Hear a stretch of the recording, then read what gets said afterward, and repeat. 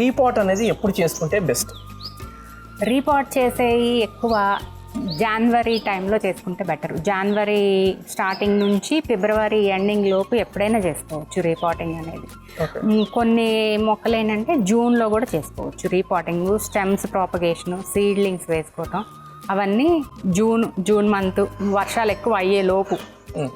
ఇప్పుడు జూన్లో కొద్దిగా ఒక్కొక్కసారి హీట్ ఎక్కువే ఉంటుంది. జూన్ ఎండింగ్ నుంచి జూలైలో కొంచెం తొలకర్లు పడతాయి చూడండి. ఒకసారి మనకి తొలకర్లు ఎలా అంటే ఒకసారి వర్షం పడుతుంది, కానీ ఇంక అప్పటి నుంచి క్లైమేట్ చేంజ్ అయ్యి చల్లబడుతుంది, కానీ వర్షాలు ఉండవు. ఆ టైంలో రీపాట్ చేసుకోవచ్చు, స్టెమ్ కటింగ్స్ చేసుకోవచ్చు, స్టెమ్స్ ప్రూనింగ్ చేసుకొని వాటిని ప్రాపగేట్ చేసుకోవటం ఇవన్నీ చేసుకోవచ్చు.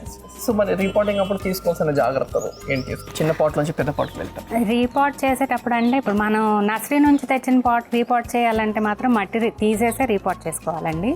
అదే మన ఇంట్లో దాన్ని పాట్ సైజ్ మార్చాలని పెద్ద దాంట్లో మార్చేటప్పుడు సేమ్ దాన్ని రూట్ సిస్టమ్ డ్యామేజ్ అవ్వకుండా కదిలించకుండా మళ్ళీ మంచి సాయిల్ మిక్స్ చేసుకొని దాంట్లో యాస్టీస్గా పెట్టేసుకోవచ్చు. పెట్టేసి కంపోస్టు అన్ను ఇవి వేపపిండి, ట్రైకోడర్మా లాంటివి కొంచెం యాడ్ చేసేసి పెట్టుకుంటే సర్వైవ్ అవుతుంది. అదే రీపాట్ కూడా టైం సీజన్ బట్టి చేసుకుంటే బెటర్. అదే జూన్ జూలైలో, జనవరి ఫిబ్రవరి చల్లగా